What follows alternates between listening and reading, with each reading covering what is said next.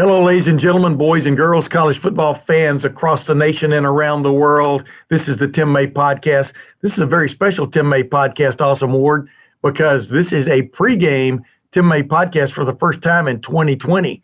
I'm not saying you're excited about Ohio State, but are you excited to actually see a real football team that you cover actually play a game finally in 2020?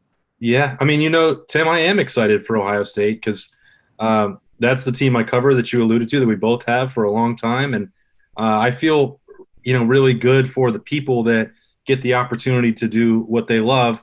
And that includes me, which is getting to go watch them play and write about it, for the next few weeks. It's going to be obviously everything is crazy. This could be a wild sort of marathon or sprint season, even, 9-10 games still, packing it into this stretch. It's unusual, but I'm really excited. I was going to say, it could be hurry up and wait, too, as the people who cover Florida found out last week. Yeah, COVID-19, ladies and gentlemen, has not gone away, and the restrictions, I talk about this with my guest coming up, Sam McKewon from the Omaha World-Herald, but the restrictions that the Big Ten has put in place, if in fact you do test positive during the season and is proven, you're out for 3 weeks, and that's just going to be a blow for any team if a superstar or two go down, right? Yeah, I think that you and I have talked about this a number of times on and off the podcast, but I think the hope is that with the daily testing, you avoid some of the situations that the SEC, ACC, Big 12 have had with the contact tracing, where you can catch it early enough to mitigate substantial losses or avoid some of the crazy, situations that happened with Nick Saban last week with a false positive, since you would immediately go from the saliva rapid test to the PCR test. And the odds of both of those being false positives are extremely long, according to the experts. Now, we'll see how that plays out over the next 9 weeks. But I think the Big Ten is as prepared for this as you could possibly be. I think it'd be preferable still if there had been a bye week built in. Maybe the college football playoff could actually do something to help the sport that it makes all this money off of and move back into January. But I don't want to talk about all that, Tim. We got a game on Saturday. I'm with you, but hey, fingers crossed we got a game on Saturday, right? It's always going to be fingers crossed on Monday, whether or not you're playing on Saturday. We're recording this on Monday, and so if we make any kind of time frame errors here, ladies and gentlemen, keep us in mind. We're giving you as much content as we can here at Lettermen Row. Before you and I chop it up, though, because there are some specific questions I want to ask you about this Ohio State football team, which could be maybe as good as we've ever seen at Ohio State. That remains to be seen. There's still some question marks on defense, without a doubt, and that have to be answered. But before we get into that, speaking of a team that needs some answers and has had some question marks the last many years, it's Nebraska. And my good friend Sam McKewon from the Omaha World-Herald joined me for last year's game when Nebraska was all pumped up. That was going to be Ohio State at Nebraska. That was going to be the game a lot of people thought was going to put Nebraska on the map again. Instead, it kind of became, once again, the Western outpost of the Big Ten after that game when Ohio State held sway. Jeffrey Okudah, have a game, my man. But the bottom line is I've got Sam McKewon on again. He's going to give us a big update on Nebraska, where it stands. Also, he's a voter in the AP poll. He's going to explain some of the vagaries of the AP poll the first several weeks of this year because, as much as Ohio State fans want to gripe about things, Ohio State hasn't played a game yet. They haven't put their foot out there on the main stage. They haven't even played Peoria yet. So this is like straight to Broadway on Saturday for Ohio State when it hosts Nebraska. But anyway, without further ado, here's my friend Sam McKewon from the Omaha World-Herald. And as promised, ladies and gentlemen, this is a return visit by Sam McKewon of the Omaha World-Herald. Fort Sam McKewon is what I like to call him. Hello, Sam. Welcome to the Tim May Podcast again, my man. Hey, Tim. Thanks for having me on. I'm glad it's finally game week here. So I'm happy. Yeah, me too, man. I don't know about you. I think you and I are similar. I grew up a huge college football fan in Alabama and Texas. It doesn't matter where you grow up as long as you get the fever, right? But right. I think you are too. I think you're along those lines. And it has been a long wait and sort of a salty kind of like interim, when you're sitting here, you're waiting to maybe see the teams you really want to see play. and you're having to fill it in with these other teams. And not that Georgia Alabama was a bad game the other night, but it has been a long wait, hasn't it? It has. I actually like Big Ten football. Not everybody does, but I do. I like the variety in the league, and so I've had just about all I can watch of the Big 12. No offense to that league. I'm ready to watch. And the ACC is not. It's such a topsy turvy league that anybody can lose to anybody. So I'm ready for the Big Ten. I think there's a lot of good teams in it. There's a lot of different styles. I know the league really well at this point, and I'm anticipating a really interesting season for every team except Ohio State, who I expect to win every game. Wow, maybe that's interesting for them, for Ohio State fans. Yeah, but I don't know that there's going to be a lot of twists and turns for the Buckeye faithful unless. And we don't want this to happen. COVID, forced cancellations and stuff like that, which can happen. Sure. Or Justin Fields up in 21-day quarantine. But they're going to be a great team. But otherwise, I think the league's going to be fascinating to watch this year with nothing but conference games. Yeah. I was going to say, man, you all opened like 6 Pandora's boxes there at once. And I don't want to get into all of them, but this idea of a 21-day quarantine for someone who tests. What when that came out? What's just your thought about that, Sam? I mean, that's a hit for any team in an 8-game schedule. It is. It's really hard. That 14-day quarantine or a 10, if you're going by the CDC recs, right? That may only miss you one game, because the way that thing shakes out is if you come off a weekend and you test positive, let's say on a Monday, well, you're going to miss that game. You're going to miss the Saturday game, but then you'll be back. By Thursday or Friday. So I think Jeff Brom, for example, at Purdue, might be back by the second game of the year. He's going to miss this one unless the PCR test comes back negative. So there's that. But when you got a 21-day deal, you're basically out for at least 25% of the season and possibly 3 out of 8 games. And so that's a really tough situation. The Big Ten put it in place. I think we know why. And they say that they want to make sure that the players who are coming off of getting the disease, do not have heart issues. Well, you can track the first 7 weeks of college football, and you tell me how many issues you've heard about as it relates to myocarditis since the season began. You haven't heard any. That's not to say that it can't happen. The exception is always in the room. It's always in the room. Correct. But overkill. Well, it's the answer to the story. If in fact there were 3 to 5 athletes who were coming off those tests, we would be hearing right now about something really serious happening at Memphis, for example. Or they'd say, we just can't play a game here at Baylor because these guys got to sit out because they have enlarged hearts. Yeah. And so now you have to be graceful to science. Things happen with science. They're learning too. But, I think the biggest concern that hit all of us back in August probably wasn't as big of an issue. Yeah. It's interesting. And plus, Big Ten fans will get pretty exercised here too. Cause, as you know, Nick Saban tested positive on a Wednesday and coached on a Saturday night. So, everybody has their own rules. Well, I think the Big Ten antigen tests are supposed to be more accurate than the ones they're using in the SEC, which I think each SEC school might be contracting their own tests, but we'll see. I don't think Brom's going to come back negative when he gets a PCR test. Yeah. That's tough. I mean, you feel for anybody involved in it. I mean, in that situation. And number 2, health should always be at the forefront. And hey, real quick, by the way, before I jump into this, Aaron McKetto, who's a good friend of my daughter, lives out in Omaha, and he says the Creighton Blue Jays are the biggest game in town. So are you covering the second biggest game in town? They're not the biggest game in town. Trust me. Our traffic. I'm just messing with you. I thought Aaron. Now, to be clear, I grew up in Omaha.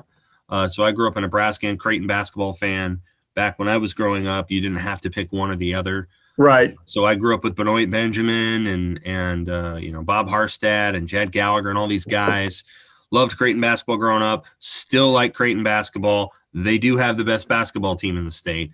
And it is an absolute shame that COVID-19 hit last year because they had a chance to go to the Final Four. Yeah. They were a terrific team last season, and they really would have taken that thing, I think, all the way to the Elite Eight at the very least. They have a chance at the Final Four again this year.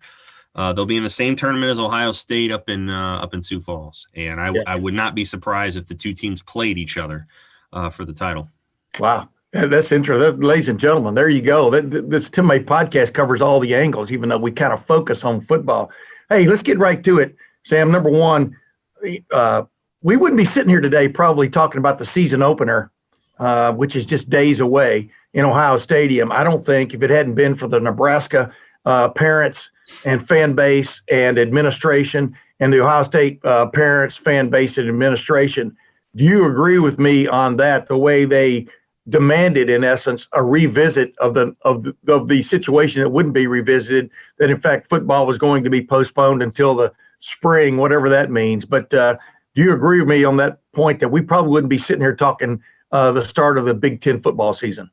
Yeah, I totally agree with you. I think Nebraska and Ohio State worked in tandem there. Nebraska was a little bit first. The week that it was postponed, canceled, whatever. Yeah. Nebraska kind of stuck to its guns on that day when the decision was announced, and they took a lot of crap for about 48 hours from the national media, from ESPN, from other sports writers who now are just covering the games. Yeah. Nebraska took a lot of heat and kind of kept everything in the game. There were some other schools that were kind of like, yeah, we want to play, but then the minute the Big Ten announced this decision, they were ready to move on. Jeff Brom, had submitted a plan for the spring. Boom, it happened that fast. And so Nebraska started it. Then Ohio State took up the mantle about 2.5-3 days in. Their parents got involved, and then Justin Fields got involved. I think Justin Fields, even though he wasn't the most vocal player, he didn't sue the league. You have to remember that he is the most visible player in the Big Ten. Yeah. He is the Heisman Trophy winner, and he's the quarterback of the best team. And so when you have a guy putting a petition out like that, I think there's a sense, within that league, listen, we have a quarterback right here who can win the Big Ten championship, who can win the Heisman Trophy, who can win a national title. And that's a really big deal. And this is why would we turn that down and watch Trevor Lawrence get all those things? Yeah. So I think that was a big piece, Fields. And then you have to give some credit to Gene Smith. I think Gene Smith put some heat on Warren when Warren put out a statement about two weeks after the announcement. Yeah. And then Ohio State put one out right after that. And it was along the lines of, okay, well, that's the commissioner. Now here's the head of the football league. Yeah, we respectfully disagree to a certain extent. Well, yeah, I mean, I think Gene Smith's a big piece of that. Yes. Gene Smith is a guy that everybody knows and respects. And again, he's the AD of the best football program in the league. And in that moment, I felt like there was there was a statement there from Ohio State. So Ohio State pushing, and it's what do you want to call it? Profile and visibility in the national landscape was a really big deal. And if it had been Nebraska alone, I don't think it would have happened. I think Ohio State had to come along and push, and they did. And as a result, Dr. James Borchers from Ohio State was sort of spearheaded the medical committee, and they got the thing done. It's not perfect. There's a lot of medical restrictions in the Big Ten, but they got it done, and here we are. Yeah, and they got it done, and yet they waited so long that now they've jammed 8 games into 8 weeks with a plus game at the end, whatever that means. I'm really curious as much to see 6 versus 6 as I am 1 versus 1 at the end of that. I don't know about you. But then past that, also the lawsuit that was brought by some of the Nebraska players, which which opened up and got some of those emails revealed, et cetera, I think helped grease the skids, so to speak. Anyway, here we are. Let's just jump right into it. I look at Nebraska. My vantage point, Nebraska is a mystery team because you think they're going to be better. I mean, we're well into the Scott Frost era. It's kind of like is it put up or shut up time for the Scott Frost era? I mean, or Scott Frost? I mean, what's your take on that? And do you feel like this team is better compared to a year ago, even though, like me, you've probably seen very little, if any, practice? I haven't seen any. Yeah, we got to see 30 minutes, by the way. Go ahead. Yeah, that's great. That's terrific. Hey, practice in quotes in that part. You know what I'm talking about. Yeah, we've got like 2 minutes of film, but it's meaningless. They're all in slow-mo. Slow-mo. Nebraska's offense should be better. It was disappointing last year. They switched out their offensive coordinators because they didn't like maybe the game week preparation and going into the game. And then when they get in the game, it was sort of a Rolodex of plays. And you didn't necessarily see the cohesiveness or the vision as much as you saw in 2018. So they're probably going to fix that a little bit. I think the offense will be a little bit better. They feel pretty good about two quarterbacks. Adrian Martinez should be the starter, but Luke McCaffrey is a guy that, younger brother Christian McCaffrey, younger brother Dylan McCaffrey, very competitive kid. They'll have a role for him. We don't really know what it's going to be, but I wouldn't be surprised if there's a role. I think their offensive line is the best they've had in about 5 years. Got a good running back, a guy that I think could play a lot for Ohio State, and Dedrick Mills. Receivers are kind of a question mark. Tight ends are pretty good. So I think the offense is going to be pretty good. How good it is against Ohio State, it's a hard gauge, right? Yeah. But I think they'll be able to move the ball because this is the first defensive game for all these teams, and they're going to be a little rusty. Defensively, they should have been better than they were last year. Their three defensive linemen, their three defensive tackles, are all on active NFL rosters right now. Two of them are drafted in Carlos and Khalil Davis, and then Darian Daniels was just called up to the active 49ers roster yesterday, or 2 days ago. And so they lost good players. I mean, those are guys that are going to play on Sundays. They are playing on Sundays. They lost another corner who was signed to the full-time roster with the Jets. So they got four guys they lost that are playing on NFL Sundays. And the guys that they have replacing those four, they might turn out to be really good players, but you can't expect them to be just like that. Yeah. Right off the bat. And so I think defensively, they're rebuilding a little bit. I'm a believer that you got to recruit defense. You got to get great athletes and great players. You can scheme offense a little bit. I think defensively, in order to be really, really good, you have to recruit really, really good players, especially on the defensive line. And they haven't recruited to that level quite yet. I think they're going to get there. I think defensively they're rebuilding. Special teams with a grease fire last year, and I'm not kidding. It was really bad. It can't help but be better this year. They used 6 different field goal kickers last year. So this year they're looking at 2. One is a grad transfer from LSU, and another one is a true freshman. And then they've got to find a punter because they got to replace the punter. But the real issue is kickoffs. So their kickoff work last year was poor. It was really bad. And they gave up 2 kickoff returns for touchdowns against Iowa and Wisconsin. Both of those plays changed those games. So if they don't have a guy that can boot it out of the end zone, their kickoff coverage has got to get better, or Ohio State could pop one of those. It wouldn't surprise me if Ohio State tries to before the game say, well, let's just see if these guys have gotten any better at this. Because if they haven't, we're gonna hit one. And I wouldn't be surprised if Ohio State, if a returner at Ohio State takes one from 3 yards in the end zone, because what the hell? Let's see if they're any better at covering kicks. Yeah, somebody body on body. Let's see what happens. Exactly. Yeah. Hey, it's not funny, haha. It's just really strange to me. Growing up like I did in Texas in the mid '60s and '70s and '80s. Nebraska was so much about defense as it was offense. Except when them in Oklahoma pulled all the stops out and just went at each other. You know what I mean? I remember those games. Yeah. I mean, it's a mystery to me why they haven't gotten better. It's kind of what drove Bo Pelini out of the job. When you think about it, is might drive him out of his current job. The way things are going, but is it a mystery to you guys that cover the team that they haven't been able to put together that big time defense? Like days of yore. Yeah, a little bit. I think part of what happened is, so let's go back to when Bo was fired. So Bo was fired in 2014. At that moment, Nebraska had cycled through 3 defensive back coaches in 4 years. Yeah. In 2015, they hired a new coordinator, Mark Banker, out of Oregon State. Great guy. Love Mark. Great guy. They got another defensive backs coach. In 2016, they have the same coordinator. They were pretty good on defense. Then that defensive backs coach gets fired. In 2017, they have a new defensive coordinator, a lot of a new defensive staff. One of the defensive pass coaches passes away. He passed away from cancer, which was awful. Yes. And then they have to have a new one. And then in 2018, they have a new coordinator and a new defensive backs coach. So you see all of this turnover, and then the roster turned over. Like all of these guys that they had recruited left. There were a bunch of players that didn't fit. Mike Riley's staff didn't recruit the best players in general on defense. Yeah. And so then all of those guys left. The defensive thing is a 6 or 7 year narrative where they're just trying to get back to where they were, when they had Randy Gregory, which was like 6 years ago now. That's how many years Randy's been struggling with substance abuse, but I'm glad he's kind of back on the mend. Wow. But it's been in there, man. Yeah. Go ahead. 6 years. that they've been dealing with not having an elite player on defense, not having continuity in the coaching staff. So it's been a real issue.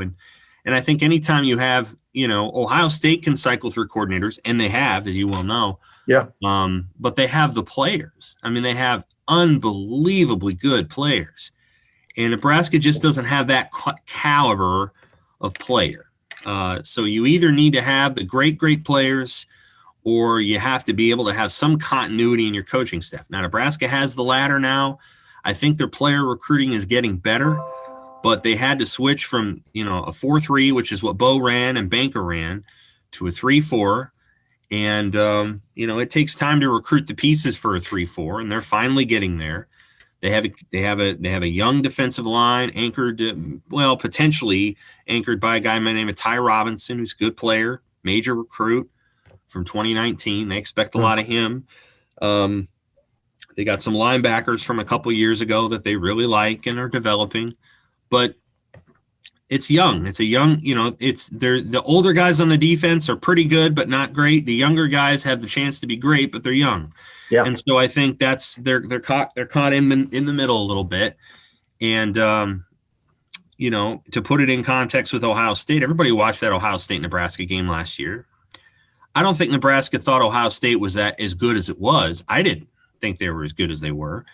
And when they came in that game, it was the second drive of the game, and I think the center, Josh Myers for Ohio State, took Nebraska's middle linebacker and launched him about 7 yards. Yeah. On a run. And I think Master Teague was the guy running. I don't know if it was Dobbins. And I'm like, this game's over. This is over. There's no way. It was already 7-0. I'm like, Nebraska cannot handle this offensive line.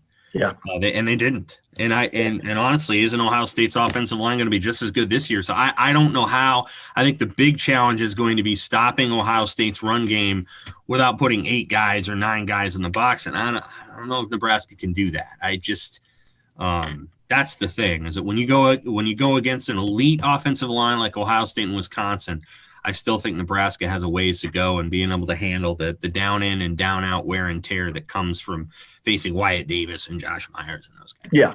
From basically lining up and keeping a team from just beating on you all the way down the field. I mean, because the thing that stands out about this offense, I've said this on the record many times, Sam, Ohio State's offense is as deep a roster, even defensively, there's deeper roster. I'm talking about of quality people. That doesn't mean they've got an Orlando Pace up there. You know what I mean by deep, because you cover football as I've ever covered at Ohio State. And, even the defensive backs coach or safeties coach, Matt Barnes, the other day when I was asking about it, he referred to these young receivers they've got as electric. I mean, they've got guys, just like you're talking about, Nebraska's got to be worried about stopping the off-tackle play, as the old saying goes. I mean, they got to worry about inside zone, outside zone.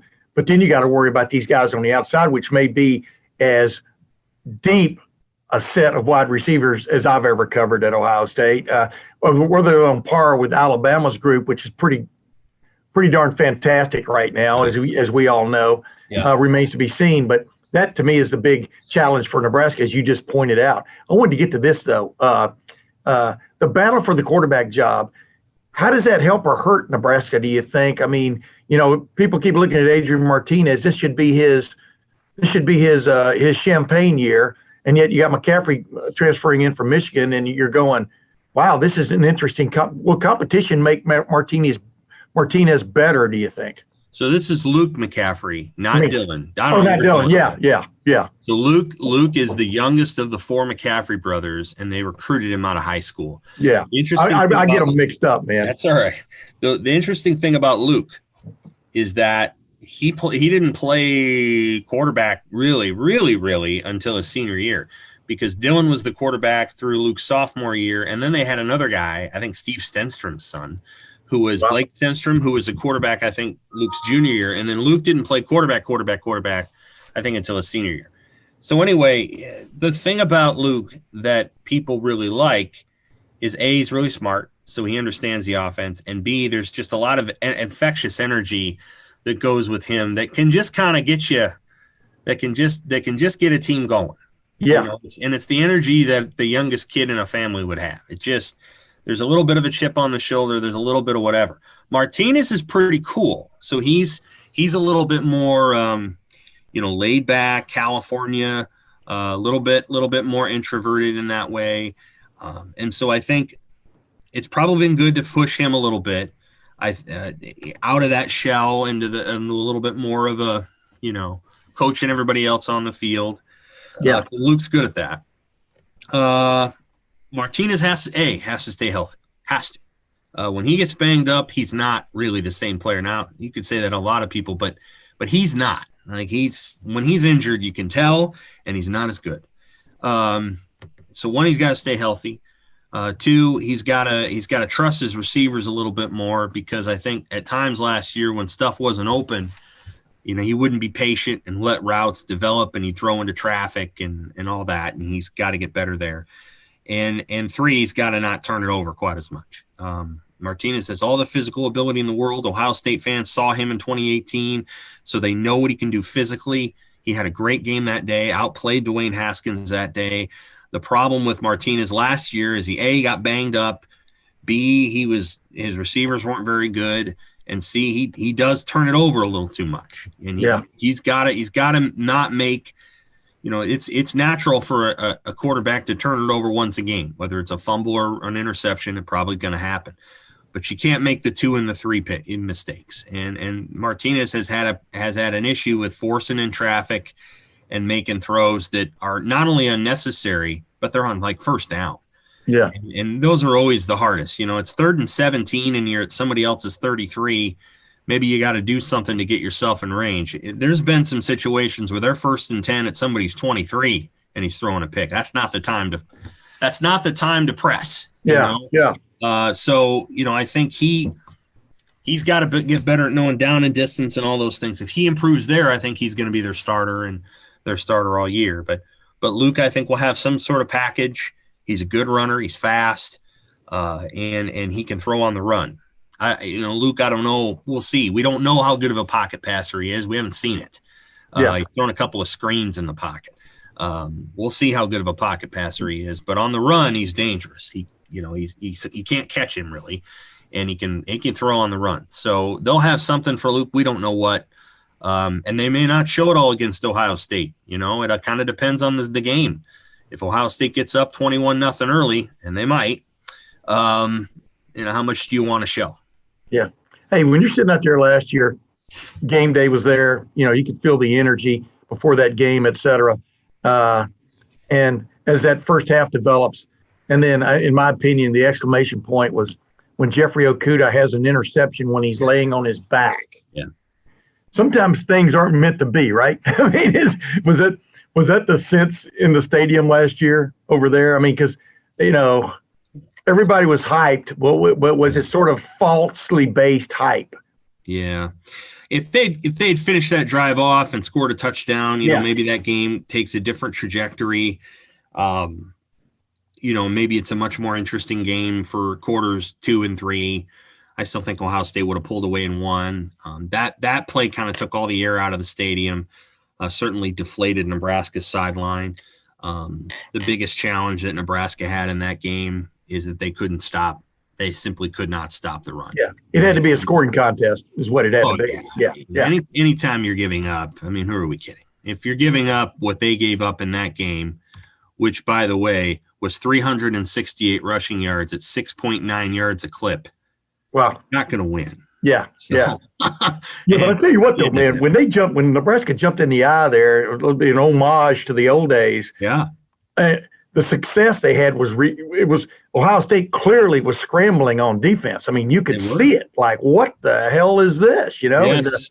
and it so was cool. It was cool for a moment. I think Scott Frost had a nice as a music director would say, he had a nice score going there. You know, I'm talking about the actual musical score. But the trumpets still have to come in on time, you know, and that slight overthrow that then got tipped and Okuda intercepted, you go, oh my goodness, you know. And you're right, it was almost like everything that could go wrong went wrong. Otherwise, you know, and they had Chase Young, you know, and that's a big. I mean, Chase Young fleeced Nebraska last year. And that was maybe his best game other than Wisconsin.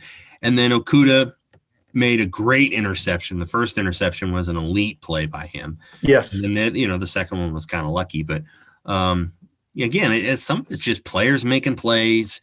And then, you know, Nebraska's defense did not have the whatever to slow Ohio State's run game down. That's just, again, Ohio State is a really, really special offense. I think you can get at them defensively eventually. But you've got to get 4, 5, 6, 7 drives into a game. That takes time. And that also takes you making stops, because by the time you get into their defense and you kind of sink your teeth into them, you can't be behind 35-3.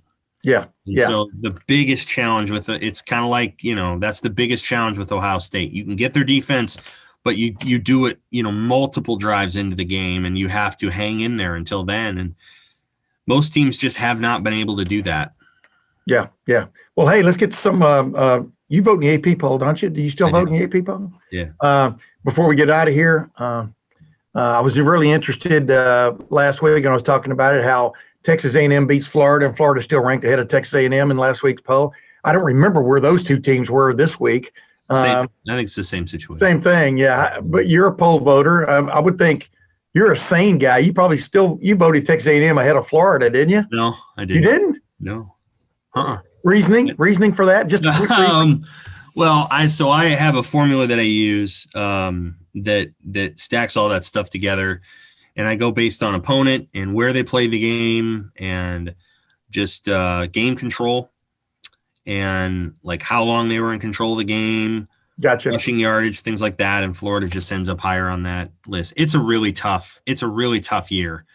Yeah. It's the toughest year. And I should say, no, A&M is ahead of Florida in the AP poll. A&M moved from 11 to 7, and Florida stayed where they were, and A&M beat Mississippi State. So yeah. Well, here's. But it may have something to do with beating Alabama. I don't know. At the end of the day, I think if Florida and A&M played again, they played in Florida, it'd be a different result. You know, all that kind of stuff. And so I'm sure it'll adjust over time. I'm not. You know, as A&M racks up more wins, as their loss against Alabama looks better and better and better, you know, I imagine that'll happen. Yeah. But, I didn't mean to get into I didn't mean to get into dissection of that, because I quit reading the poll. I quit reading the poll after I read down and saw Georgia still in the top 5. You know what I mean? I'm just going. They got, you know, they took a lead over Alabama and then just got bushwhacked in the second half, and I'm just thinking a one-loss team. No matter how good you think that team is, it just got beat by 41-24, you know. And I'm not talking about how you voted there one way or the other, but what sense should people? This is the strangest year of all time, because Ohio State fans want Ohio State up there number 2 or number 3. They haven't played a game yet. As much as we're sitting here and we're talking about how good Ohio State's offense can be, if they replace these defensive guys, you know, they've got a lot of big shoes to fill on the defensive side, but they haven't done it yet. So what kind of conundrum did that put a poll voter like you in, you know, the last several weeks? A really big one. You know, what I did is I had Ohio State number 1 preseason. Yeah, I saw that. When you're able to vote for them again, I reinstalled them at number 1, and then I systematically moved them down as games were played. So right now, Ohio State's 4th. Yeah. It would be very hard at this moment to reinstall Ohio State at number 1, regardless of what they do against Nebraska. If they beat Nebraska handily and then they beat Penn State by 40, then they're probably going back to number 1. So Yeah. It's you have to kind of judge the performances in a vacuum. But what I tend to watch again is that I tend to respect run game, run defense, game control, time of possession. I know not everybody loves that, but I do. Efficiency on third down and red zone, pretty good in the special teams. And so I try to judge it, engage it based on that, and then who you play, right? And so historically, this year's an exception, but historically, I've been very biased against group of 5 teams. Not biased. I choose against them because of the teams that they play and sort of the competition that they're facing week in and week out. This year, I have far more teams in that list, in part because it's hard to rank, 5-0 SMU down when compared against 2-2 South Carolina. That's tough. Yeah. That's a really tough deal. So if South Carolina and SMU played, I'm sure it'd be a really good game. I don't know it's not an easy thing to process out. So we're doing the best we can this year. I think by the end of the season, it'll shake itself out, and you're going to see a pretty standard ranking. Some teams will snake through, but once SMU loses or Cincinnati loses, they won't be as ranked as high as they are. I mean, Cincinnati and SMU are probably not among the top 18 teams in the country, but we'll figure. I just look at it. This is a year of the usual suspects, I do believe, because I do believe this is a year when the creme de la creme of college football probably stays that way. Alabama obviously has problems on defense. This may be the best Alabama offense of all time. I mean, just the way they can strike, et cetera. It's crazy. And we know Ohio State's loaded personnel-wise. We saw what Clemson did to what I thought was a respectable Georgia Tech team. Oh, my gosh. That looked like the A team versus the C team. That was so wow, And then whoever emerges from the Big 12 or Pac-12. Hey, one last thing I wanted to ask you before I ask you your last question.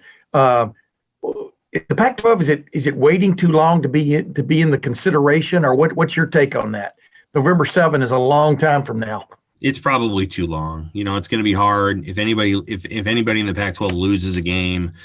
It's going to be hard to put any of those teams in the playoff. That'd be the best way to put it. It's just you're probably not going to be able to slip up. So USC, Oregon, if those two teams, if they go undefeated, and then they play each other for the conference crown.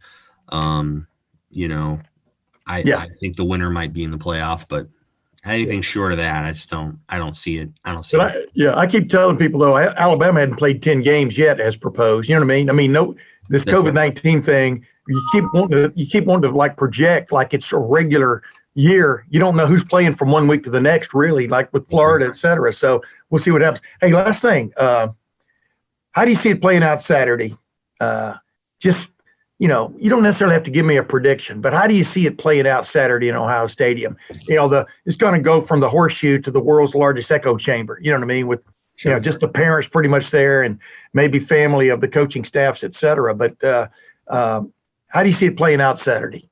Well, I think it comes down in some ways to the early start of the game. If Ohio State can come out and they roll early, they're probably going to pull away and win by 28, 31 points. It just won't surprise me. If Nebraska is able to have success early and kind of trade punches in the first quarter. And I think you could have – I don't think you're going to have necessarily a repeat of the 2018 game, but I think it'd be a good game. I mean, I think Nebraska has some offensive pieces. I don't think their offense is afraid to play Ohio State. I think they feel confident in the plan that they're going to put together. They think that they have better players than they did last year, and they're right about that. Mm-hmm. They've got a freshman receiver they like and some other things. But if they get behind early, then Nebraska has to chew on the possibility of, how much do we want to show? We got Wisconsin next week. We're down 24-3. Can we slow Ohio State down? Probably not. What do we want to show? So it becomes challenging in that way. Yeah. So for Nebraska to kind of really stick in this game, they got to have success early, or try to start, and then they've got to try to elongate the game. I think if you go again in this game and you're running super fast tempo against Ohio State and you're not successful, you're asking for it. So, we'll see how it all plays out, but I think Ohio State's probably going to win the game. I think Nebraska will probably play pretty well, but they can't match, Ohio State's talent. Yeah. Maybe some people know as much as you, but nobody knows more than you, I think, than the Big Ten. Just give me one quick prediction. Who wins the Big Ten East and who wins the Big Ten West and supposedly plays December 19 in Indianapolis? Ohio State wins the Big Ten East. Is Minnesota for real? I think they're going to be pretty good. Yeah. Wisconsin wins the Big Ten West still. Ohio State, Wisconsin for the Big Ten title. Deja vu all over again, ladies and gentlemen. This is Sam McKewon. Thanks for joining the Tim May podcast once again, man. It's always a treat. I appreciate it. Brother. Take care. Maybe I'll see you on Saturday. I don't know. Yeah, we'll see, man. If you do, keep your mask up, would you? I will. Oh, I will. Not worried about that. Yeah, we're masking up here in Nebraska too. I know we don't have a state mask mandate, but people here are being fairly responsible. Well, is California Taco still open? I mean, out there. I live in Lincoln, so. That's right. What am I talking about? I'm guessing it is, but I'm guessing that they have. Is Misty's still open? Is Misty still open? As far as I know, yeah. Here. Yeah. Okay. Well, anyway. Cal Taco today opens at 11 a.m. So, yeah, they're open. Well, tell everybody Misty's Tim May said hi, would you? All right, I will. Appreciate it, man. Thanks, Sam. Take care. Yeah, Sam McKewon, I'm telling you, awesome. He knows as much about Big Ten football and definitely Nebraska football as any man alive. I'm not saying he knows more than any man alive. You follow my drift there. There's always somebody who comes walking in and out of the desert. But the bottom line is, the question marks are still there for Nebraska, even at quarterback, even with a returnee like Adrian Martinez. You've got Luke McCaffrey sitting there. And I got so wound up, I was mistaking Luke for his brother Dylan, when I was talking about, transfers, et cetera. But, this is a kind of a put up or shut up year a little bit for Scott Frost. You agree? Yeah, I think, from afar, my skepticism with Nebraska is tied to Scott Frost. I thought when he arrived there that bringing the entire coaching staff with him from UCF was a huge mistake, that an unforced error that set them back. Those guys were, I'm sure that they were all very fine coaches, but they were also all at that level for a reason. And they won a lot of games. Were they out of their league? Is that what you're trying to say?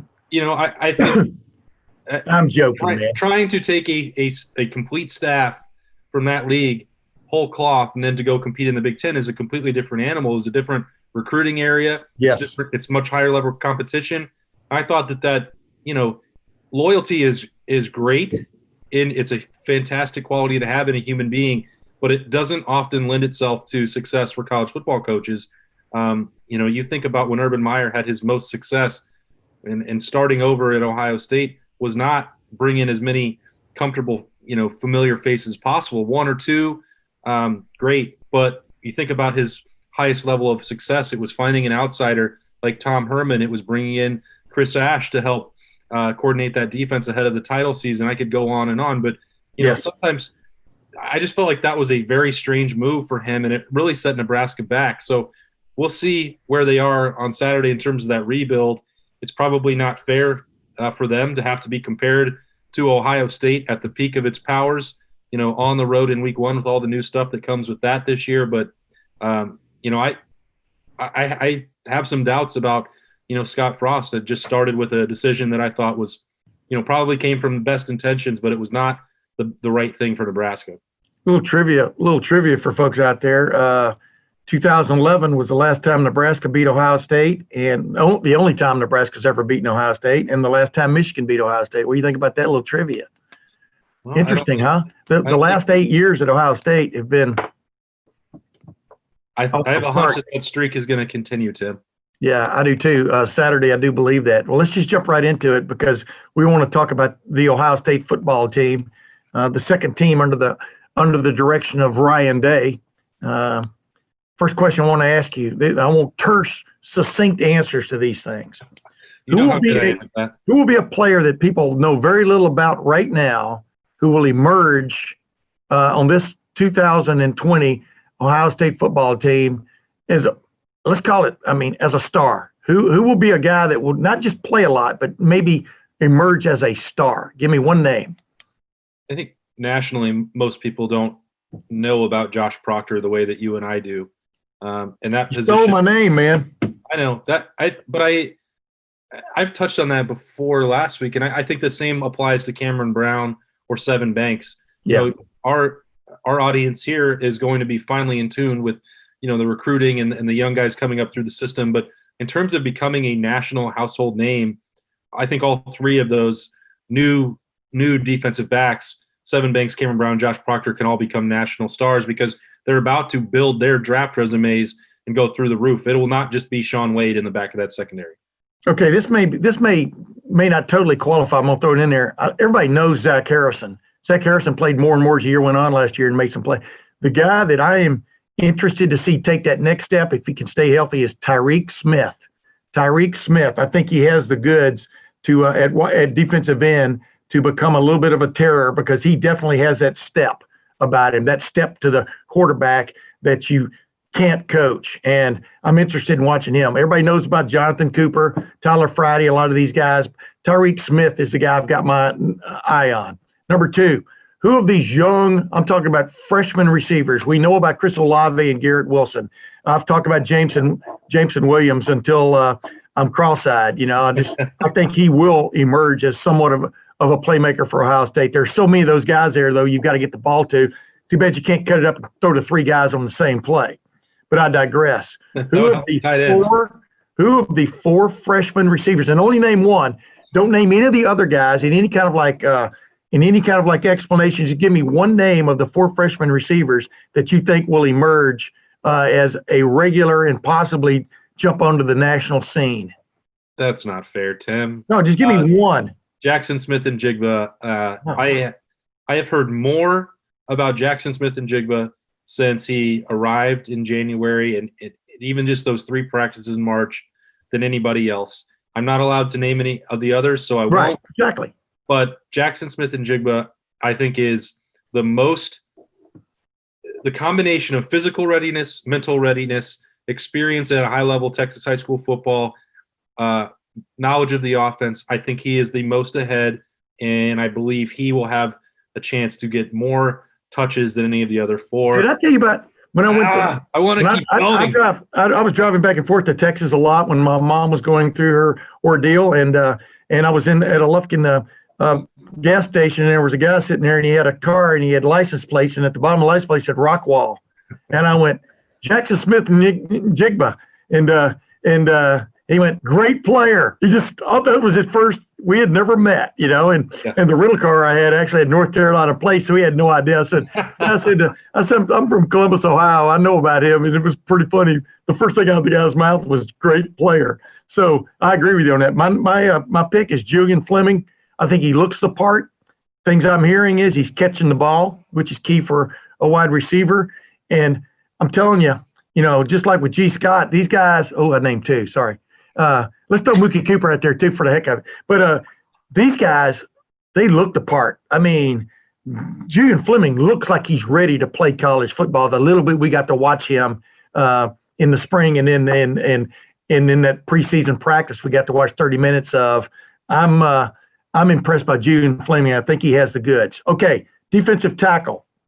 Who will emerge at defensive tackle and be that guy they've got to rely on, at least in a two-deep situation, to offer, for want of another term, relief for Tommy Togiai, et cetera? That's probably the biggest question that's facing this team, Tim. And I think that, Antoine Jackson made a mistake. He doesn't view it as a mistake. As part of his process, he made the decision. He probably would have been better off using 4 or 5 years at Ohio State. But if he still gets 3 of them with Larry Johnson, that's enough time for that coaching to take an impact. He also battled injuries since he got here. So, this guy was recruited by Larry Johnson twice for a reason. I think that he's got a chance to really help there. He can go back and forth between, that nose or the 3 technique spot. I think somebody else is going to have to kick inside at some point. for Ohio State, whether that's Tyler Friday, as I've said a lot, or maybe it could be somebody like Tyreek Smith at times or Jonathan Cooper. We'll see exactly how the Buckeyes elect to play that. But I think the guy right now, assuming that Haskell Garrett or Teron Vincent are not ready for week 1 or 2, which we don't know that at this point, exactly how healthy they're going to be, then Antoine Jackson is going to have to be a key contributor for these guys right away. My answer to that is Haskell Garrett. Whether he's ready for week 1 remains to be seen, as you just said. Imagine the story if this guy comes back and plays like we think he can play, and he was on track to be one of those major domos until he got shot in the cheek. Right. The bullet went in one side, I guess, and went out the other, the way you understand it. He's lucky. He's a lucky young man, but his recovery, I think, has been pretty strong. And but he's a guy. What a story that will be. But number 2, I think he was ready to step up and be that regular, big time contributor this year. So I'm picking Haskell Garrett. Tight end, 4 tight ends. You can't play 4 tight ends, even with 12 personnel. I mean, who is going to be the tight end we're talking about at the end of the year as being that big time, over the top contributor that maybe takes this offense to another level? By that I mean, forget about in the running game. I'm kind of setting you up here, but forget about in the running game. If you can get the tight end involved in the passing game, receiving with that electric group of receivers, wide receivers, as Matt Barnes, the safeties coach, calls Ohio State's receiving group, who is the tight end that everybody's going to be talking about at the end of the season?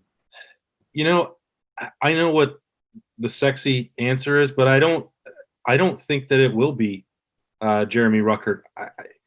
I think Luke Farrell is underrated, and he's the one that we should maybe be talking about more. And I'm not taking anything away from Jeremy Ruckert and what he could provide in the passing game. And he's taken a lot of steps forward as a blocker. He's going to be on the field a lot. But I think the overall trust level from Kevin Wilson and Ryan Day is still higher with Luke Farrell. And he just doesn't get enough credit for what he can do. I know that earlier in his career, he put a couple balls on the ground, didn't make every catch that was thrown his way. He is right in that Vanette Hireman mold. And I think that if I was picking somebody that's going to have the most impact from tight end, I think it's the veteran guy. And that's, it feels weird that that's not the most common answer. But I think that, the NFL talk, the people that have watched practice, they love what Ruckert provides, but they still think that, for him to have been a 3-year and go to the NFL guy, that was premature. The physical maturation, he still needs a little more time. And Farrell is the one who I think is that guy that Kevin Wilson leans on. Yeah, you need some more physical maturation if, in fact, most of the time you're going to be blocking. I think Jeremy Ruckert is ready to explode. I mean, that's my take on it. I mean, Urban Meyers, you have on the Thursday night, what do you call that? What's that Thursday night show? The Weekend Kickoff, brought to you by Bryant Heating and Cooling Systems. Wait, say it again. Weekend Kickoff, brought to you by Bryant Heating and Cooling Systems. Yeah, I know. I want you to get the whole plug in there is what I'm saying. But, I think Urban Meyer has basically said on several occasions Jeremy Ruckert is as talented a tight end as maybe he's ever recruited. And that's a lot of guys when you consider the group. Some of that group is infamous, as we well know.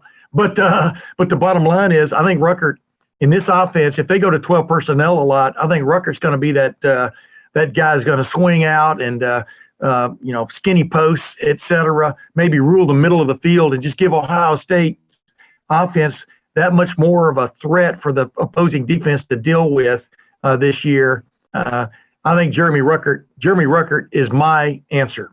Now let's go. Running back, who will emerge as Ohio State's go-to running back, like J.K. Dobbins ended up being a year ago? There will be, in my opinion, it's a 2-horse race with Master Teague III and Trey Seymour. Who, in your opinion, is going to emerge as the running back? I think it'll be Trey Sermon. I think his upside just is higher than Master Teague. What he can provide is an overall well-rounded player. I'm not saying that Master Teague can't catch the ball out of the backfield. He can. He can certainly pick up blitzes. and he's going to get you some very tough yards with that, that one cut and go style that you really, really liked him. There's nothing at all wrong with Master Teague. I just think, in terms of high-end speed production, not coming off of an Achilles tear, the familiar offense at Oklahoma, the career production that's clear for them with 25 touchdowns, that ability to catch the football and do different things. I think there's going to be plenty of opportunities for both of them. I always think back now to the Mike Weber and J.K. Dobbins dynamic. I don't think you can have a true 50-50 split, in my opinion. And if you're talking about the guy who I think could be the next level threat alongside Justin Fields in the backfield, to me, it's Trey Sermon. Yeah, I'm going with Teague just because I want to take the other side, kind of like what they have to do on these talk shows. I think these guys are both going to play a lot. I think you agree with that. Yep. And the interesting thing about this is, as colossal as this Ohio State offense looks, when you consider the fact that your two running backs, one's coming off a knee injury and one's coming off an Achilles, and you're thinking they're going to both carry the mail for you for the year. I think they both feel very sound, as the old saying goes, sound as a pound, as Austin, what's his face would say. What was it? Austin, what's his name? The crime fighter. The crime fighter? Yeah. Austin Powers? Yeah, Austin Powers. Man, I just called Trey Sermon Trey Seymour, so I'm having one of those. I'm going to go get a COVID test. This is when you get to have that reminder that you're filming again on Monday. It's the case of the Monday. Yeah, exactly. But it's a lot to ask. That's why I think the coaches will play both of these, like you just said, and play both of them a lot. The question is, who's going to be on there on third down when you really need it? I'm going to just lean to Master Teague III just because I think he is like seeing the light in terms of what he has to get done as a running back. As he said, the Clemson game was an eye opener for him. That part of his game just wasn't good enough, for want of another term. And I think he's ready to go. Boy, physically, he certainly looks the part. Okay, last question. There are many questions, but about this team, even though we think it's a stout team. Right. Kerry Combs as a defensive coordinator. It's been a long time since he's called plays, if you want to call it that. The gist I'm getting is things have gone extremely well in that defensive meeting room when you consider you got Greg Madison sitting there, you got Larry Johnson sitting there, you got Al Washington, just coming on, as a coach, et cetera. Matt Barnes, what a refreshing guy to talk to, right? Yeah. Agreed? But Kerry Combs as a defensive coordinator, do you think it will be a defense by committee like they're kind of portraying it, or will it be a my way or the highway kind of thing like they kind of suffered through with Greg Schiano that one year when he really didn't want much input from the other guys, and Ohio State paid the price for that, I do believe, in 2018. What is your take on Kerry Combs as a defense coordinator? Yeah, Kerry Combs, you don't get to where you are in this profession without a little bit of ego, but his is a healthier ego in that he is not afraid to work with other people. He's done that throughout his entire career. And I don't think that, from my experience, from your experience, that he wants sole credit or sole say over what they do every single week. And Greg Madison has got to be one of the least heralded coaches in the country right now. Jeff Hafley got all the plaudits a year ago, deserved it. He's a bright guy. But Greg Madison was very involved in what they were doing on a week-to-week basis without ever having to publicly say a lot, or maybe it's because he's not really an active recruiter. They have other guys that handle that. I'm not sure exactly why that is, but Greg Madison is a very, very sharp guy. Al Washington knows exactly what he's doing.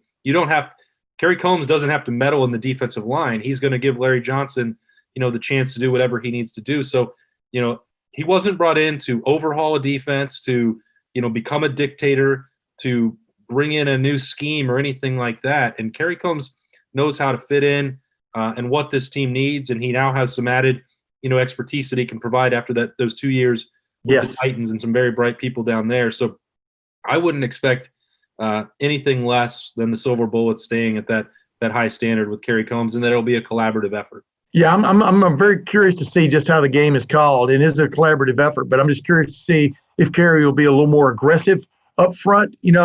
What do they do? I mean, they were fairly aggressive last year, but when you've got a guy like Chase Young, you don't have to be stupid aggressive. Because pressure comes. When you got Chase Young, Devon Hamilton, Jayshon Cornell, and it was a kind of a Rolodex of guys playing at the other end spot. Now you got Jonathan Cooper back, but this year maybe they need to up that. Throw a little salt and pepper, a little more into the juice there a little bit, the bouillabaisse, to kind of keep teams off track until maybe Zach Harrison and Jonathan Cooper and our Tyreek Smith will really assert themselves as putting pressure on the quarterback without having to throw the kitchen sink at them. I agree with you, and I think this is almost tailor-made for Kerry Combs and his approach. Now, the bonus question when we're out of here, because people want to get onto the game. The bonus question, you can't name what we think are the three starters: Baron Browning, Tuff Borland, and Pete Werner.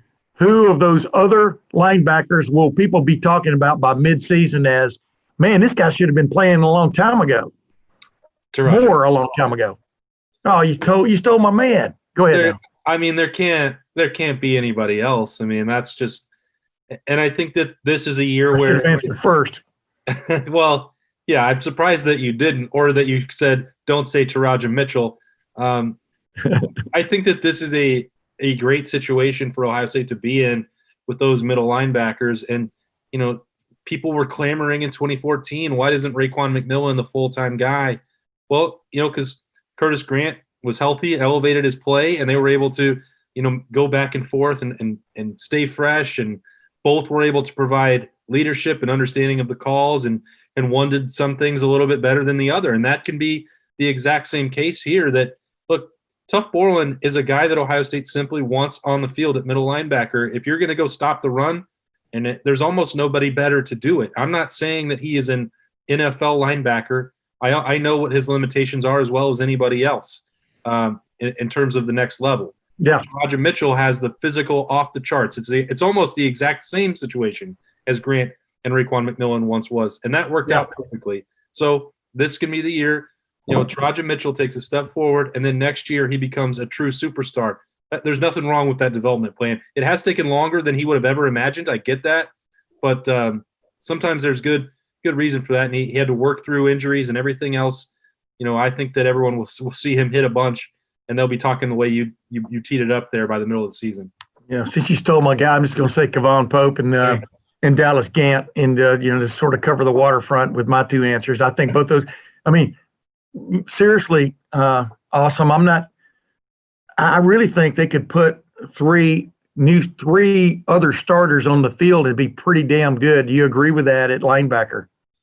Yeah, I mean, there's still a bunch of people that don't know Justin Hilliard outside of Columbus, and I think that he's a guy who's going to play a lot, and he's got a couple, sort of. Well, I left him out because I think he and Baron Browning are going to play a lot. I mean. Yeah. At that spot. So go ahead. But even beyond the two true middle linebackers that I talked about there with Borland and Mitchell, you got Tommy Eichenberg. Like you have waves in every class of linebacker. It's crazy to think, Tim, 2013, 2014, how thin that group was. Yeah. Before that, when Zach Boren has to go in 2012 against Indiana.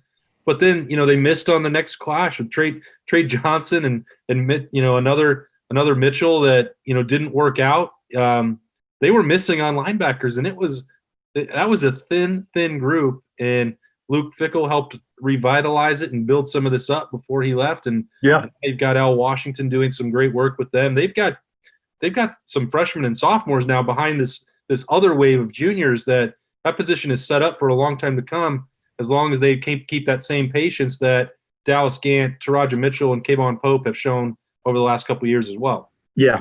Well, I mean, leaving out Justin Hilliard was a major faux pas on my part because, only because I expect him to play a lot. So, that's neither, and then past that, I always like to put a lot of juice behind when you get to talk to coaches. What's a name they throw in there you haven't been thinking about? Tommy Eichenberg was one of those by Al Washington. Jaden McKenzie by Larry Johnson. there's a guy that could really help on that defensive front because he mentioned him. I mean, there's a guy that's coming along, and so we'll see. Like I said, I've said this a million times, and I'm going to keep saying it. The great thing about an Ohio State football program at this moment is you have these guys that are rising within the program. You're not looking at the free agent wire. There are guys rising in the program who might be almost as good, if not as good, as the guys who are in the positions now. And you don't get that with every program. Just a little bit of experience can go a long way, I think, for some of these guys like Taraja Mitchell, et cetera. So I agree with you on that. Last question, we're out of here. Ohio State's final record on December the 19th will be what? 9-0. Okay, my answer is 8-0. There's no way. Oh, okay. No way they don't lose at least one game in this tight fit Big Ten COVID-19 era of trying to shove 9 games into 9 weekends. I mean, you got to remember, Jeff Brom. We'll see whether his test was how accurate it was, but that little news bulletin over the weekend, testing positive over at Purdue. I mean, we know they haven't played Rutgers yet. You know what I mean? I mean, there are going to be these moments in this season when you're going to be getting ready for a game and you're going to be told to stand down. It may be your fault. It may be your opponent's fault, but that's a lot of people to keep in the same corral, so to speak. And I think it's going to go 9 straight weeks. I can't believe that I just missed an opportunity to make fun of Rutgers. You did. I'm not in midseason form, obviously. That's I gotta get geared up. Think about the possibilities that on December the 12th, if a few players come down with it that week on either team, I'm talking about the game. I mean, this is going to be a year like no other. It already has been. It's going to continue to be that way. Just buckle your seatbelts. I promised my daughter I wouldn't say COVID-19 on this podcast, but I just did, because how can you avoid at least bringing it up briefly? This is going to be the most interesting season we've ever covered for all kinds of reasons. Agreed?